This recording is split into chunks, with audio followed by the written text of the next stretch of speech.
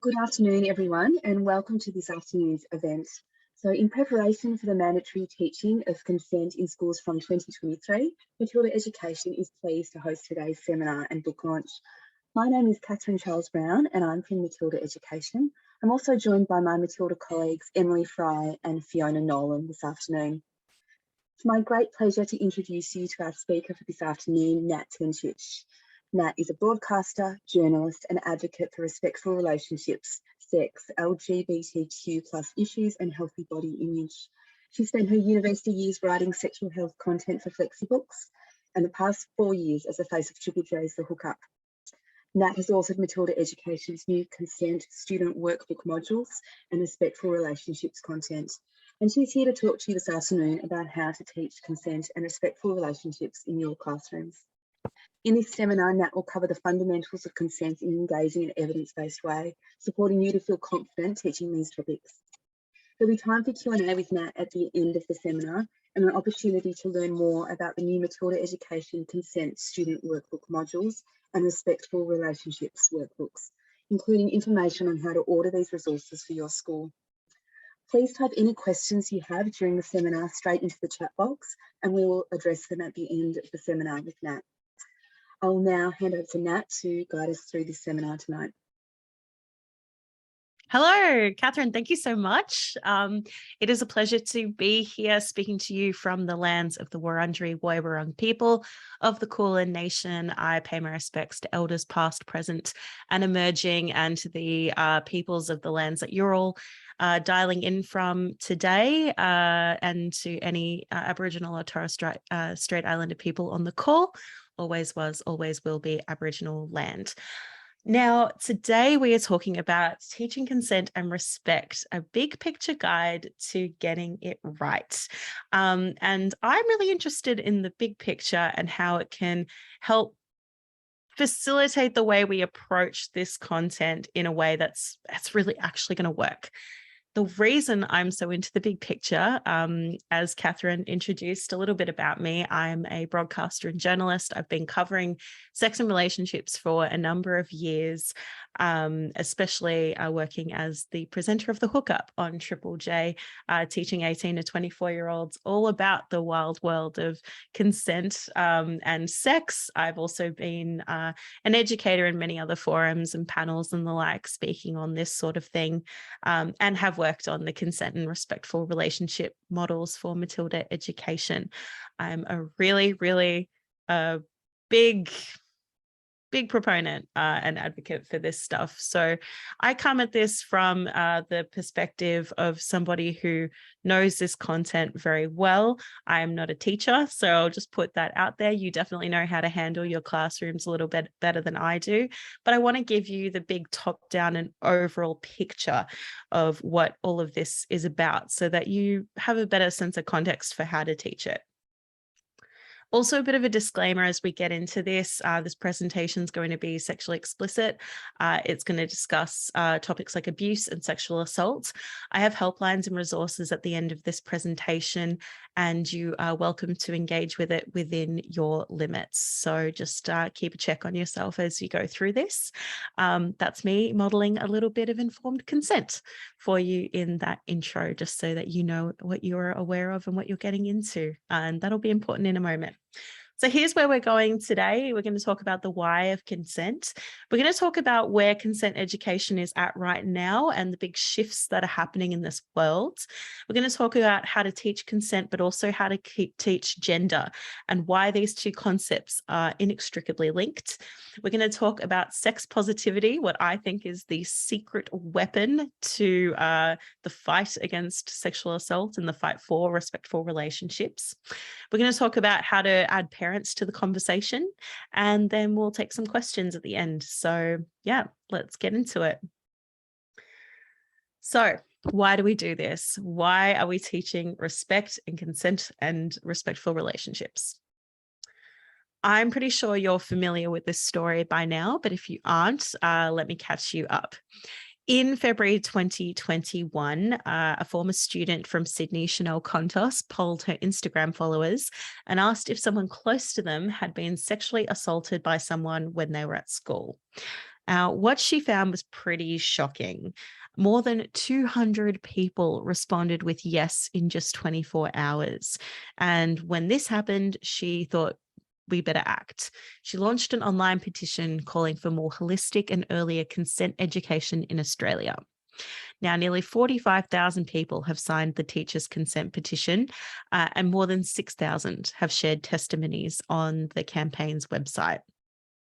So, along with Chanel and the good work of people like Saxon Mullins and Grace Tame, starting next year, it will be mandatory to teach respectful relationships and consent in schools. This is a massive, massive win. And that's where you come in.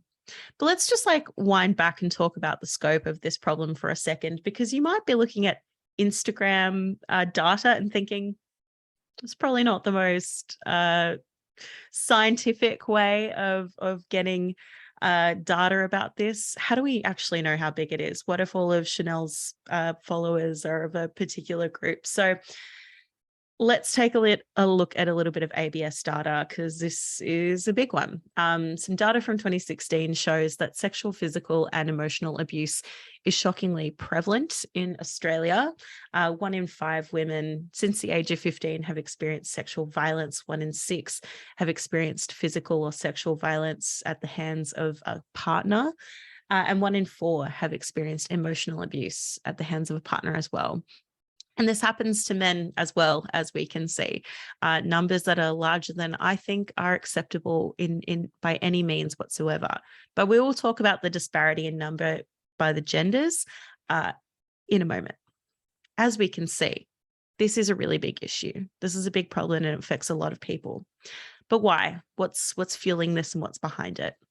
Well, I wanted to draw out some of the testimonial responses from the Teachers' Consent campaign, because I think they can help us shine a light on this and what we actually need to target when we are delivering this content in the classroom. So these are 2 young people who went to schools in Sydney.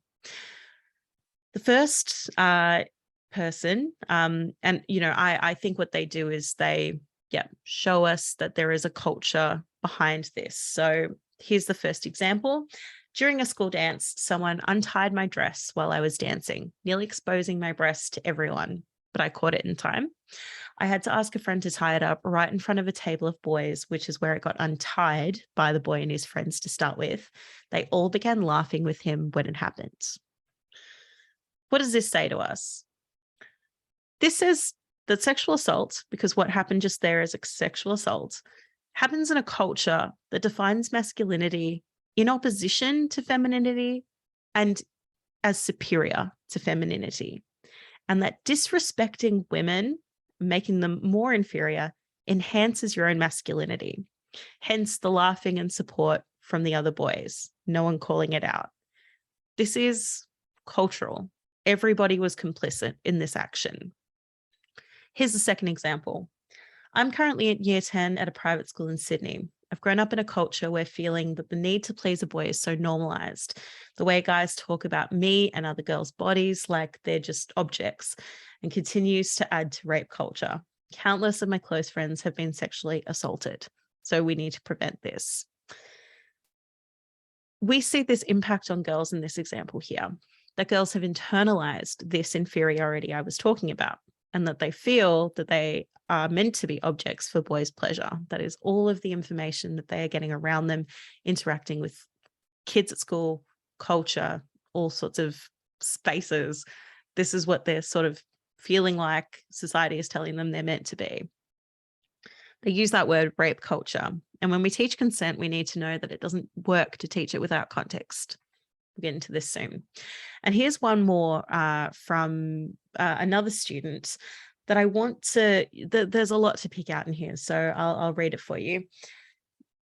This student says, I have multiple experiences of what it feels like to be in sexual assault grey areas in school. Even now, 6 years later, I don't know if they counted as rape or not. I wanted it, but not that fast. Boys touched me like they're entitled to my body. If they'd asked me where I wanted to be touched, if I wanted to be touched there, I would have said no, but they didn't.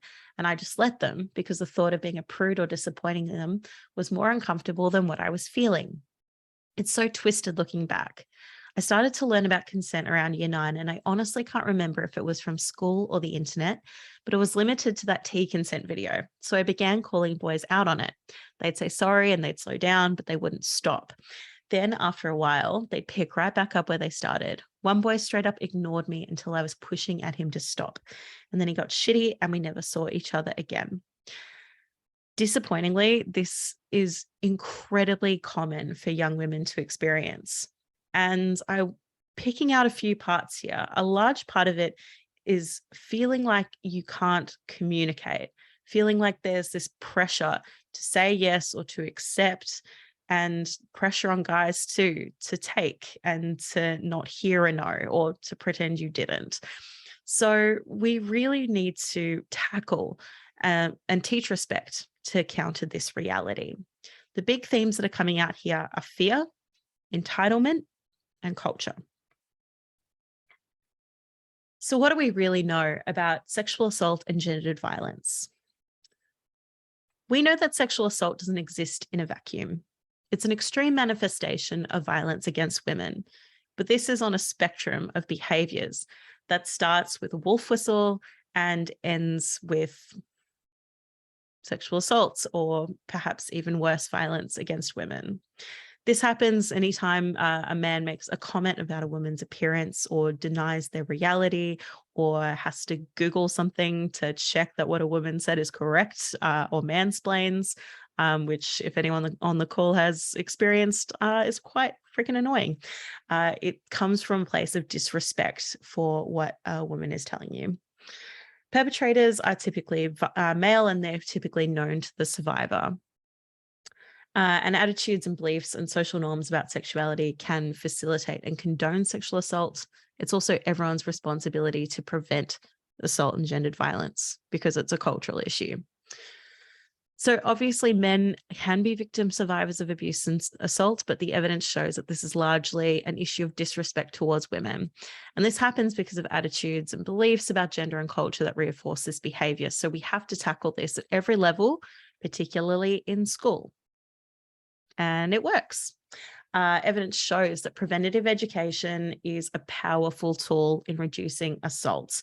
And it's really great for changing behavior so that the undesirable consequence never happens in the first place. That's the whole point of what we're doing.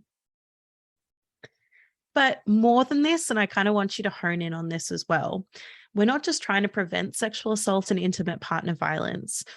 We are trying to give students, and the reason I say this as well is because taking that position assumes that relationships, particularly sexual ones, are inherently harmful or dangerous.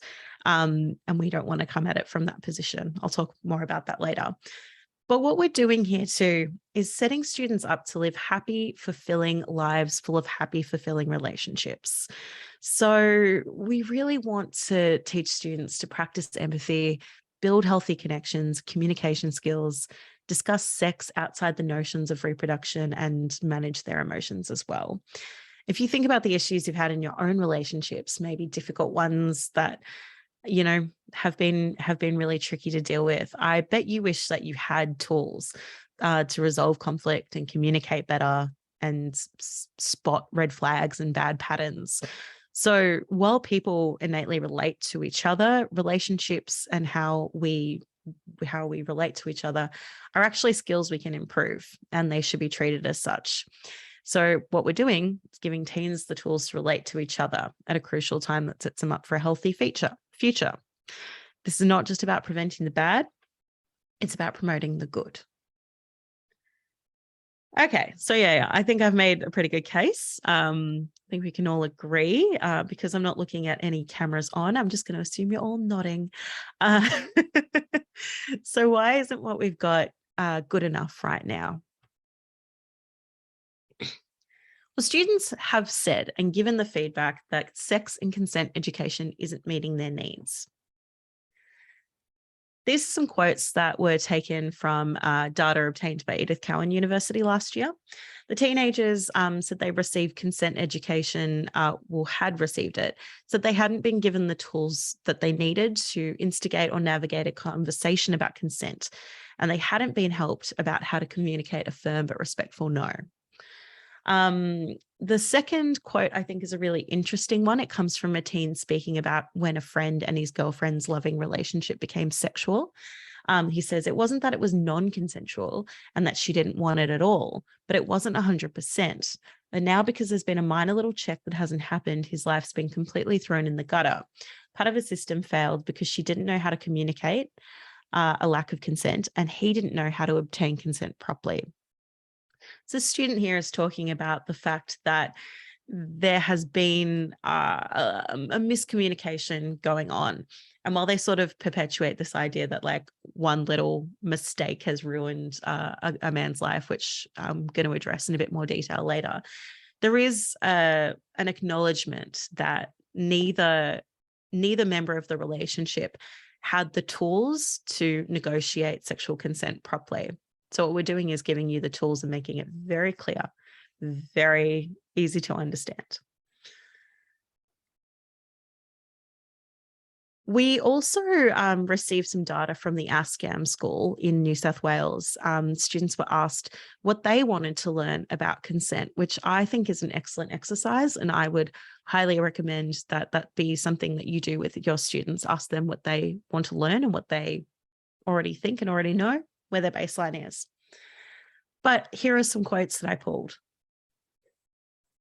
And please excuse me, I am currently in COVID isolation, so I'm just, getting a little scratchy, but that's okay. Basically, what they really want to know about is real life situations. One student said, I feel as if every situation they tell you about in class is super fake and it won't happen in real life. Someone else wants to know what you can do if somebody gets annoyed that you've changed your mind. Someone else wants to know the basics of sex so we can know what is and isn't sexual activity. What a great question and a great point. Let's demystify that for them. Someone wants to know why rape happens. So why do men not read the signs and body language? Do they just not care? Well, I think we can get to the bottom of that too. Someone else wants to know what to do when boys ignore us, saying no, safe places and people to go to as well, which is really important. And someone else wants to know how to deal with consent when alcohol is present. So I noticed some themes emerging here when I looked through this data. Something I noticed is that lots of students want to know everything. A lot of kids just really said everything. So clearly there's a lack of a conversation being had at all by any measure whatsoever. Also, a lot of students wanted to know things about self-defense, like what to do if they're not listened to. So we'll discuss this in a little bit.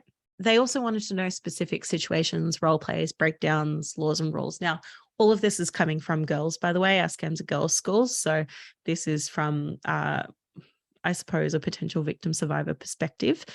So take that in that way. But what we are learning here is that female students are fearful and they are experiencing assaults.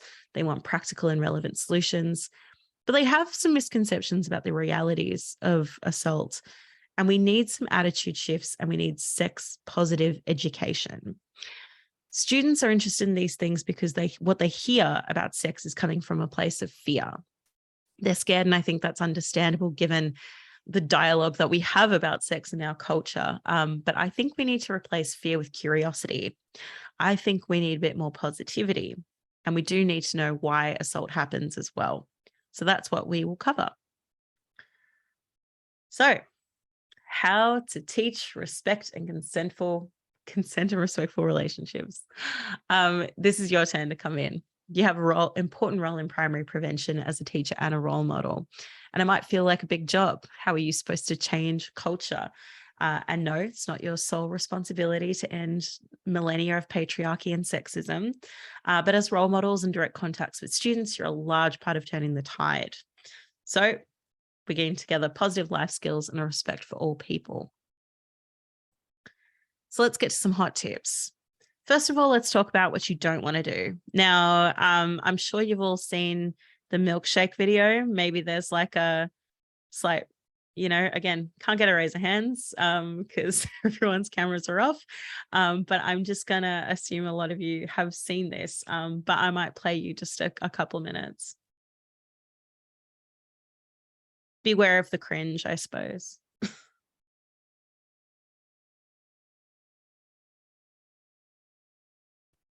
Veronica, sometimes I don't like the way you treat me, and I need you to apologize so I know you've understood what you've done.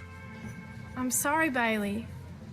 I've been forcing you to drink my milkshake even though you don't want to. And I've plastered it all over your face and made you feel terrible.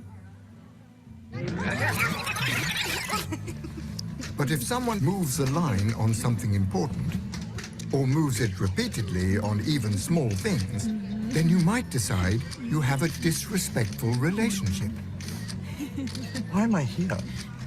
If a relationship is fundamentally disrespectful, you have even more difficult choices.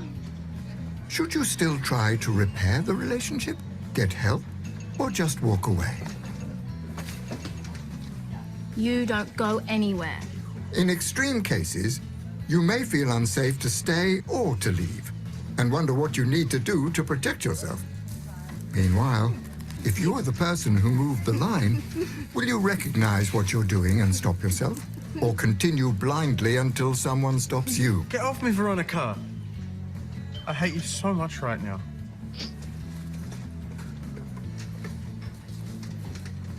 What am I doing? I'm hurting Bailey to make myself feel more powerful. I have to stop this. Can you take responsibility for what you've done? I'm sorry, Bailey.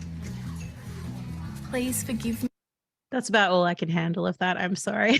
Just absolutely just beyond not what real people or any real kids communicate like. But that video is very controversial, to say the least. So why is that? Because it was still coming from this place where we have been teaching consent education for a long time. This idea that consent is no means no. But no means no is no longer the standard, because it actually continues. What it does is it comes from a place of disrespect. And it's a byproduct of trying to search for bodily autonomy within the bounds of rape culture. So we are in need of a shift. So I'm sure probably most of you are across this, but we prefer only yes means yes, enthusiastically. Because in doing so, we remove fear and we change the default from yes until told otherwise to no until told otherwise. The entitlement isn't there. It is on the person seeking consent to, obtain the yes. So like, think about if we were presumed guilty and had to prove our innocence in Australia, which is the opposite of the way that our legal system works today, mostly.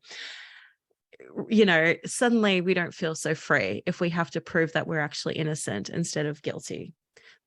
In doing only yes means yes, we move the onus of consent onto the party seeking consent, and we give the balance of power to the person giving consent. And so this is called the affirmative consent model, and it's actually becoming law across the country. It was really recently enshrined by New South Wales and Victoria. So now in New South Wales, if a person wants to engage in sexual activity with someone, then they need to do or say something to establish that the other person has consented. Consent is no longer something that can be presumed. This is a really, really huge win, and we need to teach with that idea front and center. So how do we know we have consent, and how do we give it? As a lot of these young people were confused about in our earlier slides. I came up with this mnemonic to teach kids, which is a feature of the Matilda Education materials. You're probably always telling the kids to put away their devices, but now they can check their devices to make sure consent is there. So consent is definite. It's absolutely a yes. It's not a maybe or perhaps later, or I might feel like it if you do this or whatever. It's a yes. It's enthusiastic. So there is excitement, pleasure. Body language is very easy to read that this is something a person wants. They don't feel scared or forced into it. They're not displaying signs of, just succumbing or putting up with it. And in that sense, we know that it's voluntary. So if we see that it's enthusiastic, it's also definitely voluntary, which means that consent is not coerced, it is not forced, it is not obtained by threat of violence or any other manner of threat. It is completely given freely. Consent's also informed. So everybody knows what we're consenting to, and it doesn't change partway through the act. And if it does, or if somebody wants to change part of the consent negotiation, then it has to be renegotiated. That means consent is continuous. C is for continuous. So we keep checking in and we keep renegotiating consent anytime the boundaries change or whatever we're doing changes.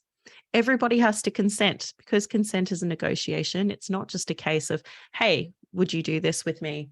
Yes. The other person, the person who's giving consent, might suggest changes or might want to also make an offer. And then the other person will also have to consent to that. So everybody has to give consent no matter what we're doing. And it has to be specific. Like informed, we have to know exactly what we're consenting to and what's going to happen.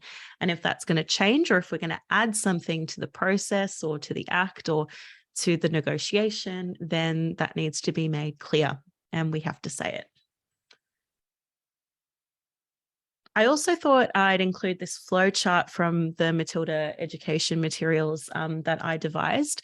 This is for this continues to really put pressure or onus, a responsibility on the person who wants to obtain consent from somebody else. So it's not a sense of like your partner has asked you, what do you do? This is how you know that you actually have consent so that you know how to act appropriately and accordingly.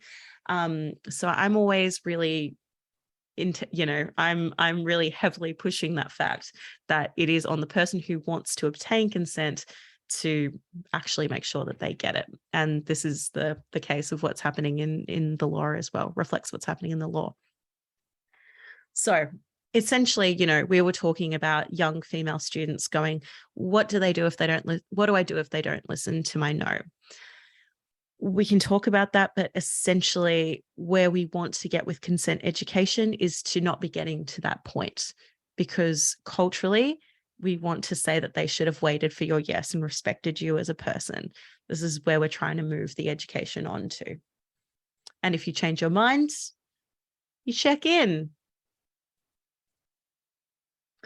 So consent education that works has to move beyond this rape avoidance training for women. Self-defense classes really don't work to change what is deeply rooted in the problem of why this is a problem.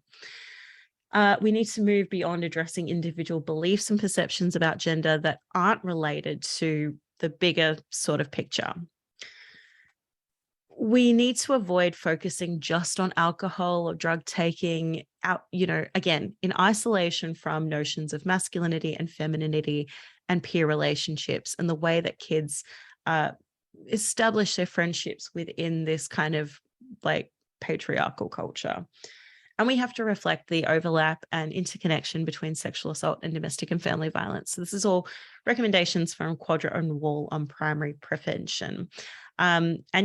It means that we need to address these fundamental links between gendered power relations, inequality, and forms of violence against women. Okay, so with all of that being said, lots of big, heavy, heady stuff. But what are some actually hot tips to bring this education to students in the classroom? I would say make this relevant and student-led. We saw that ASCAM School in New South Wales has been consulting with students about what they know and what they want to know. This is fantastic. Students will show more interest if they can see how this education applies to their own lives and the things they want to know. These need to be diverse stories that involve people of all cultural backgrounds and queer pairings as well, LGBTQIA+, because A, it helps students see themselves in what's being discussed. And also there are very interesting and slight different nuances when it comes to sexual assault and how we think about sex and how consent is obtained in each of these particular contexts as well. So for queer students who are sitting there going, when I'm in a sexual situation, the rules feel kind of different to the male-female power dynamic, you want to make sure that they're included and they also understand how to be safe and how to ask for the sex that they want and how to know what to do if things, if they get into a dangerous power dynamic with a partner. You want it to be practical and specific. You saw in the feedback that several students felt that the scenarios were a bit weird and unlikely. So find real scenarios and talk about what to do. And the Matilda Education materials, I've really, really tried and made a big effort to choose scenarios that were subtle, kind of grounded, based in real life, and were things that kids were probably actually experiencing. Positivity over fear. So a lot of student responses came from a place of fear, which we could see, and confusion as well, because we're a bit scared of talking about sex in school, aren't we? So we have to demystify it. We actually have to make it a positive and pleasurable thing. I know we're really scared about talking about things being fun and enjoyable. But we need to do this to remove the shame and judgment around sex. This allows us to have crucial conversations at crunch time in the moment. Because if we feel uncomfortable saying, hey, I don't like when you touch my penis like that, or, let's try a different motion, please, or, hey, do you like it when I kiss you on the vulva? There's going to be confusion when we're in the moment if we feel too embarrassed to say those things in general conversation. If we're scared of teaching that sex feels good, as though it's a transgression and inappropriate, then we need to, encounter that conflict within ourselves as well. It's important to address the role of gender, but I'm going to unpack that in a lot more detail in a moment. Apply this learning in all contexts. So this is where teaching bodily autonomy from an early age is really essential. And we have to ask for consent in a way that, meets the devices model in class, in play, at home, with family, in every context. You might have heard about more kids, 3-4-year-olds being taught, or, grandparents hating this, but being taught, you need to ask my child before you hug them. It's not a given. This is to really instill at a very early age that kids have control over their bodies and they need to, that they are responsible and should have a say in what happens to their bodies, how they are touched, what they are asked to do, that sort of thing. So an exercise you can do to start having kids consider their boundaries in the classroom. So like write a bill of rights or something like this, or write a bill of boundaries and share these with each other. Discuss the consequences of crossing a boundary and why your boundaries are important. This is important for healthy relationships, emotional abuse and conflict resolution. And these principles should be part of every level of student lives as well. So yeah. Also, we talk about this in an online and offline context too. So make sure you're addressing the role of porn in our understanding of pleasure and consent, but not demonizing it necessarily, just kind of saying that this is not real, this is not reality, and conversations need to always be had. You can't just assume that your sex life's going to be like a porn video, because it's not. And very shocking amount of young boys are getting most of their sex education, and girls are getting most of the sex education from pornography. So very important to acknowledge that in the soup of it as well. Model and practice. So like I did at the start, giving you informed consent about being here, set boundaries, workshop how to manage if these boundaries are crossed, teach students to negotiate consent on these, and show respect and empathy for students at every turn as well. Make sure that they consent to what's happening in the classroom. Tie students' understandings of consent, gender, and relationships to the wider world. So we were talking about how structures are more important than individual perceptions, but individual perceptions are a really great place to start. Like, why do you think that girls aren't as good at maths as boys? Where did that idea for you come from?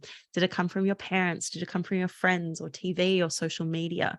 Do kids know what's influencing their beliefs? Because cultural literacy is a massive part of this learning. And it's a whole school approach as well. So this doesn't just end in the classroom. Respectful relationships has to be part of everything that a school does. So let's talk about the big G, shall we? Gender. This is a massive one, and it's at the heart of this issue of sexual violence and consent. If I was to give it a definition of gender, I would say gender is how we socially think of people with the bodies that we call male and female, how we treat them and the role that we give them in society. So if you're thinking about traditional Western gender roles, you'd say maybe like women are mothers, they're family oriented, gentle, weaker, like flowers, like whatever. And men are strong and stoic and emotionless and dominant and powerful.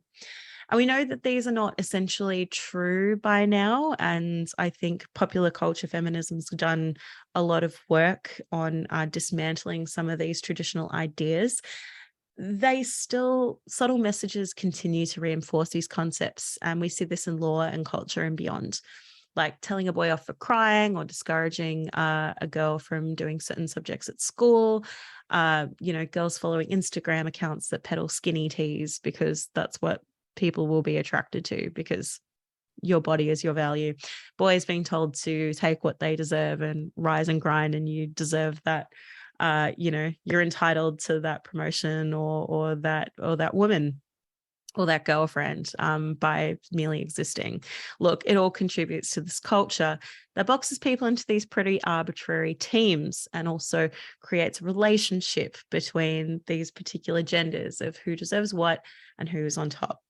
Now, students should be heard and respected when it comes to their conversations about their own relationships with gender. Stereotypes should be broken down and interrogated gently. Some students might feel uncomfortable with the conversation around gender. Some teachers might as well. And look, it could be because they don't identify with the gender assigned at to their sex, if they're trans and non-binary. And we, discuss some of these issues. More and more young people are identifying as non-binary. This is something that's happening like on an individual level, but also on a political and cultural level. Or that they feel kind of incensed by these supposed expectations around or stereotypes around their gender. And that's kind of a good thing. Like, I would say that can really help us break down those expectations. So I would say encourage conversation around that. Like, why does hearing all boys are supposed to do this annoy you so much? Or why does hearing that, people think girls should be like this? Like, why is that an issue? And really getting to the bottom of where those feelings and ideas come from. Because, and the reason this is so important, is because when it comes to sexual violence, while we see that men do experience it, it overwhelmingly happens to women. And it happens to women generally at the hands of men. So this is ABS data released earlier this year. And it shows that, 97% of sexual assault offenders proceeded against by police were men. 78.4 offenders per 100,000 males aged 18 to 24 were offenders, basically, were males rather. And I just want to say that that's compared to 1.8 females in the same year. So that's 40 times more male offenders than female offenders of this type of crime. So and also the rate is going down, which is really fantastic to see. So we've gone down from 71.2 per 100,000 to 58. This is teenagers over the past kind of 5-6 years. So that's a really, really good thing to see as well. So look, this is men's problem, but I want to also tell you that it's not men's fault per se. So let's break this down, because this could be an issue in the classroom. But boys are probably a bit more likely to be titchy about this conversation, us putting the responsibility on them because it's their problem and it's their issue. But this is really important to underpin a better way of teaching this stuff. You might have heard this catch cry, not all men, when discussing the gendered aspect of abuse. We need to reiterate to students that this is not about accusing or shaming individual men. It's about looking at the wider scope of the problem and why men's culture supports and perpetuates this behavior. Taking a look at like some of the podcasts that boys are listening to, or some of the subreddits that they're following, or some of the TikToks that they're seeing, the people that they're worshiping, and what they have to say about men's relationship to women. Again, entirely in a heteronormative context. I'm just speaking about this here. Because you hear to a lot of boys being scared of being wrongly accused or harming their reputations. This was something that was kind of discussed in some of those earlier quotes from Edith Cowan, boys saying, you know, a kid's whole life was gutted because he didn't understand what a yes or a no was. Look, this is rape culture at work. False claims are really rare, and the good man ruined by one mistake is a bit of a myth. It's really important to reframe pleasure and gratification for boys as something they seek in partnership with a partner, not from a partner. It is something they do with somebody else who is an autonomous human being who's part of the conversation or part of the act, not something you take. It's not a transaction, and you're not entitled to pleasure from someone else ever. Each boy has a responsibility to intervene in this culture as well, as we saw before. And that's why we teach about gender in this manner.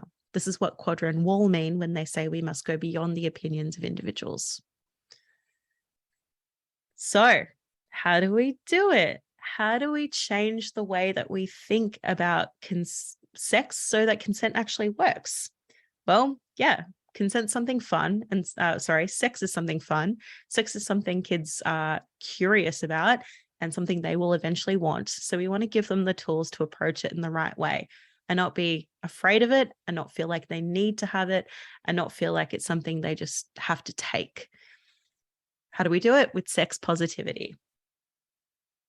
So some sex positivity tips for you and teens that I think can help you reframe the way that we think about sex and how that should inform consent.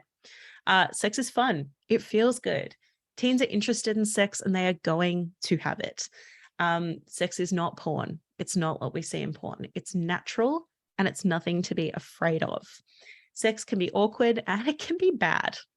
Bad sex can happen. A lot of us have had bad sex, but it can be bad and it can be awkward without being non-consensual. Sex should be safe and consensual, and there is no right or wrong way to have it as long as it's, again, consensual. Sex is an open, honest, continuous conversation. People of all genders, body types, sexual orientations are entitled to loving, pleasurable sex, but no person is entitled to sexual gratification from another. That's really important as well. If we respect everybody as a being that should experience pleasure and have a great time and is capable of doing so, then we can't take from anybody else because we wouldn't want someone to take from us. All right, so how do we talk about this with parents is a really tricky one because parents will all be in different places on this. Well, the New South Wales Department of Education did a consent survey in November last year, and they found that almost all parents, 93% who responded, do talk about sensitive issues with their kids. 1 in 3 felt either unprepared or uncomfortable to have talks about sex and consent, but and parents who felt uncomfortable and unprepared we're more likely to only talk about sensitive issues in response to stuff that came up in the media or TV. Most parents, though, wanted to know more about what their children are learning at school, and many would like resources to support conversations about these sensitive issues at home. So parents of younger children, probably 7 and 8 kind of thing, were more likely to feel unprepared to have these conversations, but more likely to want information about various topics related to consent, including online safety. Therefore, this is an opportunity to involve parents, brief them, and send home resources and encourage them to continue the teaching at home. So, some hot tips for you that I'd like to leave you with. Get brave with this material. It's not awkward. It's actually really fun and natural and super important. Getting comfortable with this stuff will help students feel comfortable. Be open-minded and non-judgmental. Let students and parents know that, what is coming so they can prepare themselves. Get students excited by asking them what they want to learn. Find out they're curious about and what they already think about relationships and sex. Understand that this stuff can bring up discomfort and don't be afraid of this or even shut it down. Engage with it, question entrenched beliefs, find out where they've come from, and help students think critically about their biases. This can also bring up past trauma, by the way. So if a student starts disclosing something private or inappropriate, make sure to set boundaries by telling the student that while you're sure it's been difficult, they don't need to share and they can speak with a counsellor. And if you do have access to the resources, have a counsellor on hand or someone accessible to speak to. So boiling it down, what is good consent and respectful relationships education? It's sex positive, because sex isn't inherently bad or scary, and thinking sex is bad or scary can lead people to reacting or not communicating well in the moment. It's preventative over protective. It places the onus on would-be perpetrators to show respect and not the other way around. Start with the perpetrator before we go to victim level prevention. It has to be placed in a gender context, so it has to address those power dynamics and patriarchal structures I've been talking about as the root cause of violence. It's structural, not just individual. So remember, these aren't just bad apples or distinct monsters. Remember the boys at the table at the formal, all laughing along. That's the structural contribution that those kids are making. Anyone can be encouraged to behave badly in a bad culture, even a straight A student or, a sports star. Anybody can do this if they're being encouraged and can get away with it. It also has to be collaborative, so it includes parents, students, and other faculty in teaching, modelling, and upholding respect. And as I promised at the beginning, here are some support lines if this conversation has been a bit heavy, and some really important resources that can help as well. Yes, you can have a look at those or take those down, and really important to pass those on to students as well as you're undertaking this work. Okay, that's all. Thank you. Any questions? Thank you, Nat, for that incredibly informative and interesting session. I think we've all learned something new tonight. And thank you in particular for hosting tonight when we know you're feeling a bit under the weather. So very much appreciated. There are no questions in the chat box yet, but I might encourage the teachers in the room to leave some questions. And while they're thinking about a question or two for you, I might ask my colleague, Emily Fry. Emily, could you just tell the people in the room tonight a little bit about the product that Nat has authored for us? Yeah, absolutely. So we've just launched our consent education student workbook modules. So these are for years 7, 8 and years 9, 10. They're $12.95 each with a minimum order of just 25 copies. So that's, usually around about a class set. We also, within these modules, Nat covers consent, she covers bodily autonomy, she covers, sexual consent, what to do as a bystander, digital consent, porn, sexting, sexual coercion, power, all of those sort of things. So that's all covered within these consent education student workbook modules. We also have available the full suite of respectful relationships content. So for years 7, 8, that was fully authored by Nat Tencic. And you can, these workbooks are fully customizable. You can include your school name and logo on the cover, which makes it really unique to your school as well. Within these respectful relationships workbooks for years 7, 8 and years 9 and 10, you will cover respectful relationships, consent, sexual consent, gender, sex and power, domestic violence and sexual assault. So there's options there for years 7, 8 and for years 9 and 10, and those options there would be $33.95, or you can have a complete workbook for years 7 to 10, which has all of the content included, and that's just $41.95. And the minimum order for those books is 50 copies.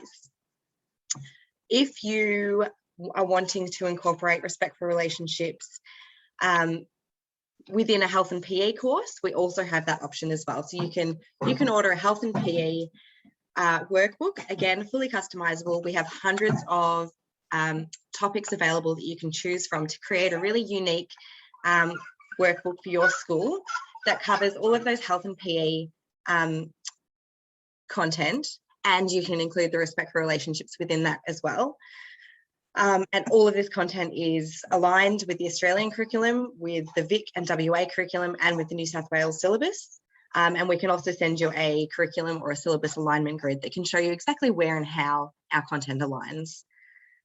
So if you've got any questions at all about any of the workbooks, please feel free to contact me, or feel free to ask right now. And sorry about, I've got a little 11-month-old who's chatting away in the background here. But yes, so feel free to write something in the chat, turn your mic on and ask a question now, or send me an email at a later time. And again, if you are wanting to see any samples, or you would like to be able to place an order, you can do that by sending us an email, or even for the consent books, we will email you all the details about how to place an order, and you can even just order that directly through United Book Distributors. But that will all be coming, and we will send you this recording of this, this seminar as well, so you'll have everything on hand. Thank you, Emily. And I've also dropped your email address into the chat box, so we can all email you if we have any other questions. I don't think we do have any questions tonight, so if anyone would like to turn a camera on now and have a chat to Nat or Emily or Fiona or I, please do that now. If not, we'll again say a huge thank you to Nat, and we'll say good evening to all of you. Please enjoy the rest of your evening, and thank you for joining us tonight.